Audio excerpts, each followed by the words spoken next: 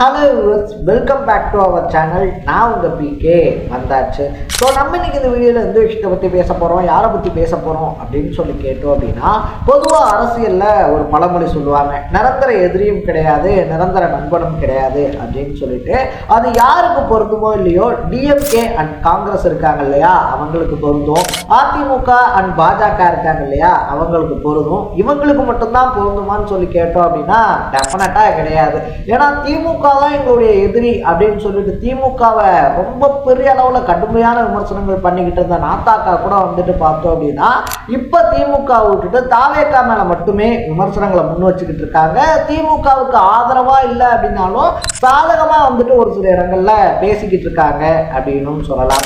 So இதுல இருந்து வந்துட்டு பார்த்தோம் அப்படின்னா எந்த கட்சி எப்ப வேணாலும் எப்படி வேணாலும் மாறலாம் அப்படின்னு சொல்லலாம்.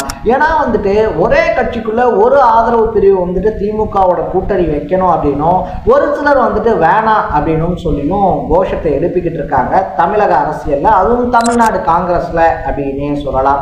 சரி, ஓகே, இப்போ வந்துட்டு வேணாம் அப்படின்னு சொல்லிட்டு ஒரு சிலர் இருக்காங்க இல்லையா, அப்ப இந்த கூட்டணி எப்படிதான் உருவாச்சு, அதனுடைய பிளாஷ்பேக் தான் என்ன அப்படின்னு சொல்லி தேடி பார்க்கும்போது தான் பல இன்ட்ரெஸ்டிங்கான விஷயங்கள் அப்படின்றது எனக்கு தெரிஞ்சிச்சு. ஸோ எனக்கு தெரிஞ்சதை உங்க கூட ஷேர் பண்ணிக்கலாம் அப்படின்னு சொல்லிட்டு தான் இந்த வீடியோ. அதுக்கு முன்னாடி நம்ம சேனலுக்கு நீங்க புதுசா வந்திருந்தீங்க அப்படின்னா மறக்காம சேனலை ஃபாலோ பண்ணி சப்ஸ்கிரைப் பண்ணிக்கங்க. ஃபர்ஸ்ட் ஆஃப் ஆல் வந்துட்டு பார்த்தோம் அப்படின்னா திமுக அப்படின்ற கட்சி உருவானதுக்கான காரணமே காங்கிரஸ் அழிக்கணும் அப்படின்ற நோக்கத்தோட தான். ஸோ காங்கிரஸ்க்கு ஒரு மாற்று வேணும் அப்படின்னு சொல்லிட்டு தான் திமுக உருவாகுது. திமுக உருவாகி பல வருஷங்கள் கழிச்சு 67ல முதல்ல வந்துட்டு பார்த்தோம் அப்படின்னா திமுக ஆட்சியையும் பிடிக்குது அப்படின்னு சொல்லலாம். ஸோ எந்த காங்கிரஸுக்கு எதிராக வந்துட்டு அண்ணா திமுக உருவாக்குனாரோ அவருடைய மறைவுக்கு அப்புறமா வந்துட்டு பார்த்தோம் அப்படின்னா திமுகவுடைய தலைவராக உருவெடுத்த கருணாநிதி இருக்கார் இல்லையா, அதே திமுகவோட கூட்டணி வைக்கிறாரு அப்படின்னு சொல்லலாம். ஸோ இது எங்க ஆரம்பிக்குது அப்படின்னு சொல்லி பார்த்தோம்னா 71ல தான் முதல்ல ஆரம்பிக்குது. ஏன்னா 71 பொறுத்த வரைக்குமே வந்துட்டு பார்த்தோம்னா இந்திரா காந்தி தலைமையில காங்கிரஸ், காமராஜர் தலைமையில காங்கிரஸ் அப்படின்னு சொல்லிட்டு இப்ப எப்படி செல்வ பெருந்தகை ஒரு குரூப், மாணிக்கம் தாகூர் ஒரு குரூப் அப்படின்னு சொல்லிட்டு தமிழ்நாடு காங்கிரஸ் பிளவுபட்டிருக்கோம், அந்த மாதிரி அகில இந்திய காங்கிரஸே பிளவுபட்டிருந்துச்சு அப்படின்னு சொல்லலாம். அதுல 71லையும் பார்த்தோம் அப்படின்னா சட்டமன்றம் நாடாளுமன்றம்னு சொல்லி ரெண்டுத்துக்கும் ஒரே நேரத்தில் எலெக்ஷன் நடந்ததுனால காமராஜர் சைட் காங்கிரஸை எப்படியாவது வந்துட்டு வீழ்த்தியே ஆகணும் அப்படின்னு சொல்லிட்டு பரம எதிரியான திமுகவோட கூட்டணி வைக்கிறாங்க நம்ம இந்திரா காந்தி அப்படின்னு சொல்லலாம். ஸோ அவங்க வந்துட்டு சட்டமன்றத்தில் போட்டி போடல, நாடாளுமன்றத்தில் மட்டும்தான் போட்டி போடுறாங்க. அப்படி போட்டி போட்டப்ப வந்துட்டு திமுக கூட்டணி இருக்கு இல்லையா, திமுக காங்கிரஸ் கூட்டணி முதல் முறையா உருவான அந்த கூட்டணியில திமுக 24 இடத்துல போட்டி போட்டு 23 இடத்துல வின் பண்றாங்க. காங்கிரஸ் போட்டி போட்ட 9 இடத்துலையுமே வின் பண்ணுது அப்படின்னு சொல்லலாம். ஸோ இந்த கூட்டணி வந்துட்டு பார்த்தோம்னா ஒரு சக்சஸ்ஃபுல்லான ஃபார்முலாவா மாற்றப்படுது. அப்போ வந்துட்டு பார்க்கப்பட்டுச்சு. ஆனால் அது ரொம்ப நாள் நீடிக்கல.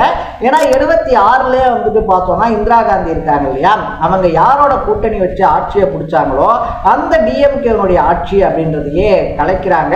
மிஸ் பண்ணதுக்கு அப்புறமா வந்துட்டு பார்த்தோம் அப்படின்னா எம்ஜிஆரோட கூட்டணி அப்படின்றத வைக்கிறாங்க. எம்ஜிஆரோட கூட்டணி வச்சு அந்த டைமும் வந்துட்டு பார்த்தோம்னா எம்ஜிஆர் ஆட்சியை பிடிக்கிறாரு. பட் 4 வருஷத்துலேயே வந்துட்டு 1980லே என்ன பண்றாங்க அப்படின்னு சொல்லி பார்த்தோம்னா 76ல் ஆட்சியை கலைக்கிறாங்க.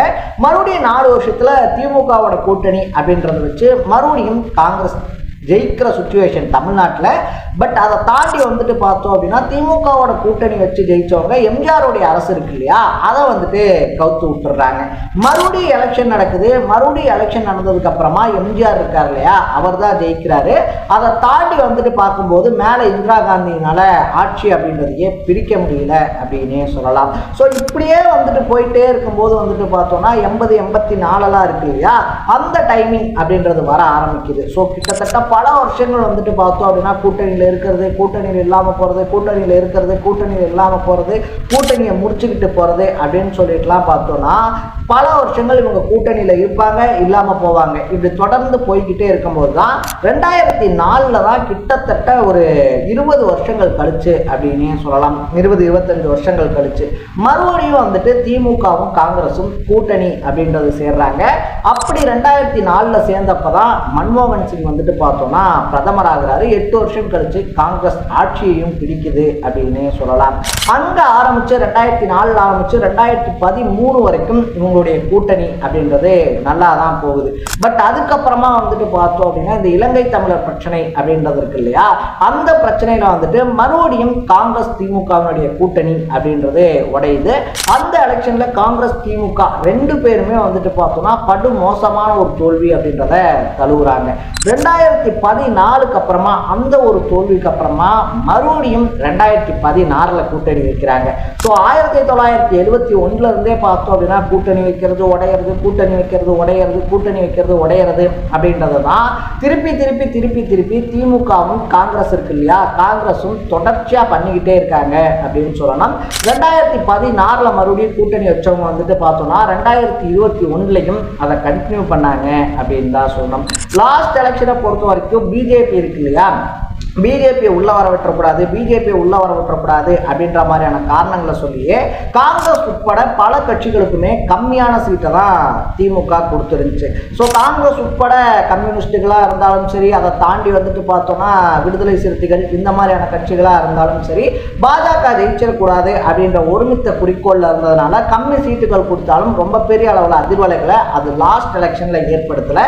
பட் இந்த டைம் வந்துட்டு பார்த்தோம் அப்படின்னா அதிகப்படியான சீட்டு வேணும் அப்படின்னு சொல்லி கேட்கறதோட மட்டும் இல்லாம அதிகாரத்துல பங்கு வேணும் அப்படின்னு சொல்லிட்டு ஒரு குறிக்கோள், ஒரு வேண்டுகோள், அதை தாண்டி ஒரு இக்கட்டான நிபந்தனை அப்படின்றது விதிக்கப்பட்டிருக்கு. ஸோ இதனாலதான் வந்துட்டு மறுபடியும் திமுக காங்கிரஸினுடைய கூட்டணி உடையுமா அப்படின்னு சொல்லிட்டு பேசக்கூடிய அளவுக்கு பார்த்தோம்னா பல பரபரப்புகள் பத்திக்கிட்டு எரியுது அப்படின்னு தான் சொல்லணும். ஸோ இப்போ இந்த டைம்ல திமுக ஒரு மாஸ்டர் பிளானை வச்சிருக்கு அப்படின்னு சொல்றாங்க. ஸோ அந்த பிளானின் படி வந்துட்டு பார்த்தோம் அப்படின்னா திமுகவுடைய ஆதரவு எம்எல்ஏக்கள் ஒருவேளை காங்கிரஸ் வந்துட்டு தாவேகா பக்கமா போறதுக்கு கிரீன் சிக்னல் காட்டினாங்க அப்படின்னா திமுகவுக்கு ஆதரவா செல்வ பெருந்தகை உட்பட வந்துட்டு ஒரு 12-13 எம்எல்ஏக்கள் இருக்காங்க அப்படின்னு சொல்றாங்க. அவங்க எல்லாத்தையும் திமுக இணைச்சுக்கிட்டு அவங்களுக்கு முக்கியமான பொறுப்புகள் தரதோட மட்டும் இல்லாம வர எலெக்ஷன்ல போட்டி போடுறதுக்கு சீட்டு தரதுக்கும் திமுக ரெடி அப்படின்னு சொல்லப்படுது.